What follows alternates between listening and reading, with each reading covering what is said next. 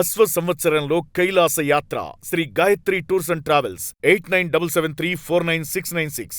ఏపీలో కేబినెట్ విస్తరణ ఉండబోతోందా? ఇప్పుడు రాజకీయ వర్గాల్లో ఇదే చర్చ జరుగుతోంది. CM Chandrababu deputy CM Pawan Kalyan భేటీలో విస్తరణ మీద కీలకమైన చర్చలు జరిగినట్లుగా కూడా ఈ కేబినెట్ విస్తరణ గురించి వీళ్ళందరూ కూడా చర్చించుకున్నట్లుగా ఇప్పుడు ప్రచారం జరుగుతుంది. ఇక త్వరలో కొంతమంది మంత్రులను తప్పించే అవకాశం ఉన్నట్లు స్పష్టంగా కనిపిస్తుంది అంటూ కూడా రాజకీయ వర్గాల నుంచి ఒక వార్త బయటకు వస్తోంది. మంత్రుల పనితీరుపై ఇప్పటికే కూడా పలుమార్లు అసంతృప్తిని వ్యక్తం చేశారు సీఎం చంద్రబాబు. దీని మీద కూడా పవన్ కళ్యాణ్ కూడా మాట్లాడటం జరిగింది. అయినప్పటికీ కూడా ప్రతిసారి కూడా అసెంబ్లీ సమావేశాలు జరిగినప్పుడల్లా కూడా మంత్రుల పనితీరు మీద ఒక అసంతృప్తి అనేది కూడా వ్యక్తమవుతూ ఉంది. ఇక ఈ మేరకు కూడా జూనియర్లను తప్పించి సీనియర్లకు అవకాశం ఇచ్చే ఆలోచనలో ఉన్నట్లుగా కూడా తెలుస్తుంది. ఆ మేరకే చర్చలు జరిగాయా, మంత్రి పదవులు కేటాయించే అవకాశాలు కనిపిస్తూ ఉన్నాయి. మరి సీనియర్ నేత గంటా శ్రీనివాసరావుకి చోటు దక్కే అవకాశాలు ఉన్నట్లు ప్రచారం జరుగుతోంది. గంటా శ్రీనివాసరావుకు అధినాయకత్వం సంకేతాలు ఇచ్చినట్లుగా కూడా ఇప్పటికే అనుచరుల ప్రచారం కూడా మొదలైంది. జనసేన బీజేపీలకు మంత్రి పదవులు దక్కే అవకాశం ఉన్నట్లుగా కూడా కనిపిస్తూ ఉంది. మరి అంటే ఈ మేరకే జూనియర్లను తప్పించి సీనియర్లను ఆ ప్లేస్లోకి తీసుకునేందుకు, ఎందుకంటే జూనియర్లుగా ఉన్నటువంటి వారికి ఎలా ఉండాలి ఏంటి అనేది మరి తెలియట్లేదు అని చెప్పి కూడా ఒక అసంతృప్తి వ్యక్తమైనట్లుగా కూడా మనందరం కూడా వార్తలో చూసాం కదా. సో మరి ఈ మేరకి ఆలోచన జరిగిందా? మరి జూనియర్లు తప్పించే ఆలోచన చేశారా? ఏం మాట్లాడుకోవటం జరిగింది ఈ భేటీలో? వీటన్నిటికి సంబంధించిన డీటెయిల్స్ మా ప్రతినిధి భరత్తో మాట్లాడి తెలుసుకుందాం. ఎస్ భరత్, కేబినెట్ విస్తరణ ఉండనుందా? ఏంటి పూర్తి డీటెయిల్స్?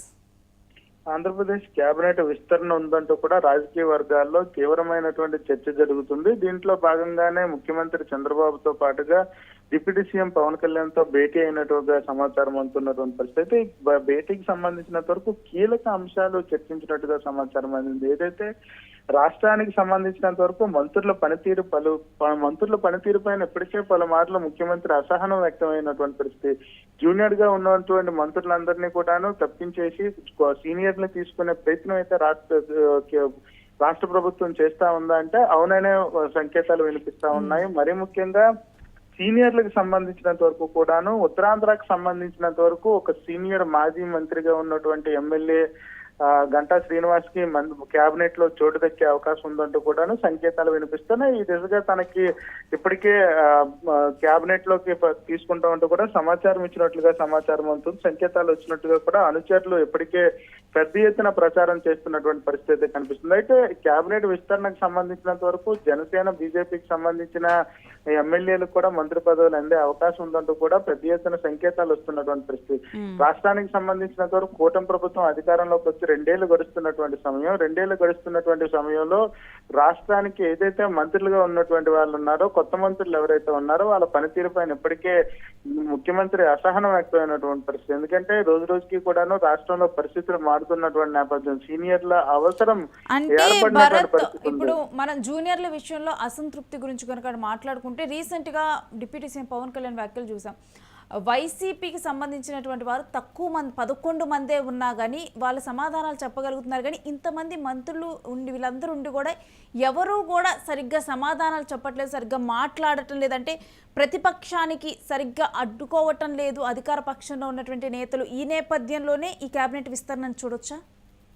ఖచ్చితంగా ఏదైతే వైసీపీకి సంబంధించిన ఎమ్మెల్యే అంశమే కాకుండా రాష్ట్రంలో జరుగుతున్నటువంటి ప్రచారాలు, ఏదైతే ఒకవైపు వైసీపీకి సంబంధించినంత వరకు ఎమ్మెల్యేలు 11 మంది ఉన్నప్పటికీ కూడా 1100 మందిగా మాట్లాడుతున్నట్టుగా డిప్యూటీ సీఎం ప్రస్తావించినటువంటి పరిస్థితి.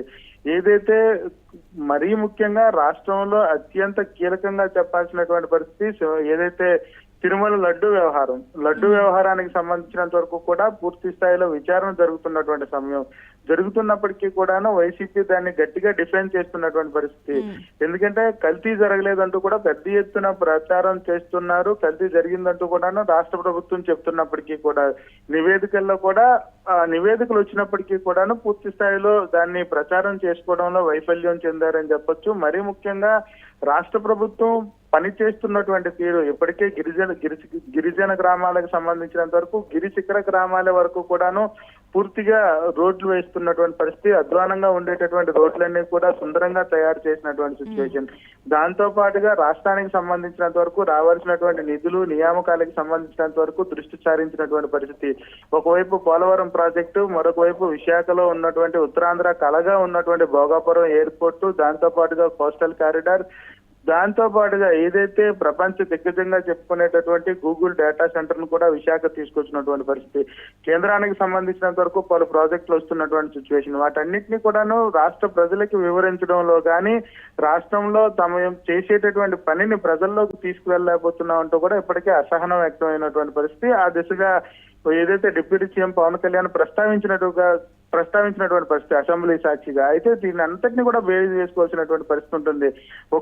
ఒక్క ఉత్తరాంధ్ర కాకుండా రాయలసీమలో కానీ, ఇటు విజయవాడ లాంటి ప్రాంతాల్లో కూడా పెద్ద ఎత్తున అభివృద్ధి కార్యక్రమాలు చేపడుతున్నప్పటికీ కూడా వాటిని తీసుకువెళ్లడంలో ఎమ్మెల్యేలతో పాటుగా మంత్రులు కూడా వైఫల్యం చెందారనేది ఆలోచనలో ఉన్నటువంటి పరిస్థితి.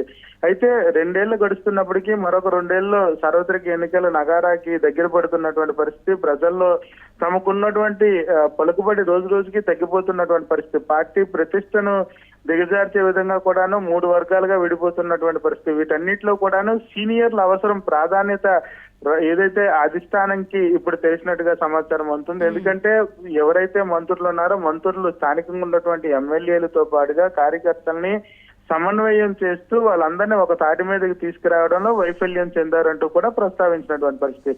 ఈ నేపథ్యంలో సీనియర్లు తీసుకొచ్చినటువంటి పరిస్థితుల్లో ఖచ్చితంగా ఎమ్మెల్యేలతో పాటుగా క్యాడర్ ని కూడా ఒక తాటి మీదకి తీసుకొస్తారు. కూటమి ప్రభుత్వాన్ని మరొకసారి అధికారంలోకి తీసుకువెళ్ళడానికి అవకాశం ఉంటుందంటూ కూడా ఈ ప్రతిపాదన ముందుకు వచ్చినట్లుగా సమాచారం అందుతుంది. ఎవరు అవుట్ అవనున్నారు క్యాబినెట్ నుంచి, ఎవరు ఇన్ అవనున్నారు? దీనికి సంబంధించి పూర్తిగా కూడాను అధిష్టానం చాలా గోప్యంగా ఉంచినటువంటి పరిస్థితి. ఎందుకంటే ఇప్పటికే ఎమ్మెల్యేలకు సంబంధించినంత వరకు కూడా ర్యాంకింగ్స్ ఇచ్చినటువంటి పరిస్థితి. ఆ నేపథ్యంలోనే మంత్రుల పనితీరుపై కూడా క్యాబినెట్ ఏదైతే ముఖ్యమంత్రి చంద్రబాబు నాయుడుతో పాటుగా డిప్యూటీ సీఎం పవన్ కళ్యాణ్ కూడా వాళ్ళ యొక్క పనితీరు, పనిచేసే విధానం పైన పూర్తిగా దృష్టి సారించినటువంటి సిచ్యువేషన్. మంత్రులు ఎవరైతే ఉన్నారో వాళ్ళ నియోజకవర్గంతో పాటుగా రాష్ట్ర వ్యాప్తంగా ఎంతవరకు క్యాపబుల్ పర్సన్స్, ఎంతవరకు దీన్ని రాష్ట్రంలోకి ప్రజల్లోకి తీసుకువెళ్తా ఉన్నారు, పథకాలకు సంబంధించి కానీ, రాష్ట్ర ప్రభుత్వం చేసే అభివృద్ధి కార్యక్రమాలు కానీ, ప్రతి ఒక్క అంశాన్ని ఎలా తీసుకువెళ్తా పోతా ఉన్నారు, రాబోయే కాలంలో వీళ్ళు పార్టీకి సంబంధించినంత వరకు ఎసెట్ అవ్వబోతా ఉన్నారా లేదా అనేది కూడా పూర్తిగా క్యాలిక్యులేట్ చేస్తున్నటువంటి సిచ్యువేషన్ కొనసాగుతుంది. ఈ నేపథ్యంలో ఎంతమంది సీనియర్లకు ప్రాధాన్యత కల్పిస్తూ ఎవరైతే జూనియర్లు ప్రాధాన్యతకు సంబంధించినంత వరకు తక్కువ మార్కులు వచ్చే వాళ్ళందరినీ కూడా మార్చే పరిస్థితి అయితే ఉండబోతా ఉందని చెప్పొచ్చు. Renushri, right, stay with us Bharat. మీ దగ్గర నుంచి మరిన్ని డీటెయిల్స్ తీసుకుంటాం. ఇక ఇప్పటికే కూడా మన కూటమి ప్రభుత్వంలో ఉన్నటువంటి పరిస్థితులను చూస్తూనే ఉన్నాం. ఎప్పటికప్పుడు కూడా సీఎం చంద్రబాబు కానీ, డిప్యూటీ సీఎం కానీ, అక్కడ ఉన్నటువంటి మంత్రులు ఎమ్మెల్యేల పనితీరు మీద, కొంతమంది మంత్రులు ఎమ్మెల్యేల పనితీరు మీద చాలా అసంతృప్తిగా ఉన్నారు. పార్టీకి డ్యామేజ్ చేసే విధంగా కూడా, అంటే పార్టీ ఏం చేస్తుంది ఏంటి అనేది కూడా ప్రజల్లోకి తీసుకొని వెళ్లకుండా, అటు ప్రతిపక్షాలకి గట్టిగా సమాధానం చెప్పలేకుండా, నోరు మెదపలేకుండా ఉన్నటువంటి మంత్రులు ఎమ్మెల్యేలు వీళ్ళ విషయంలో కూడా అధిష్టానం చాలా గుర్రుగా ఉంది.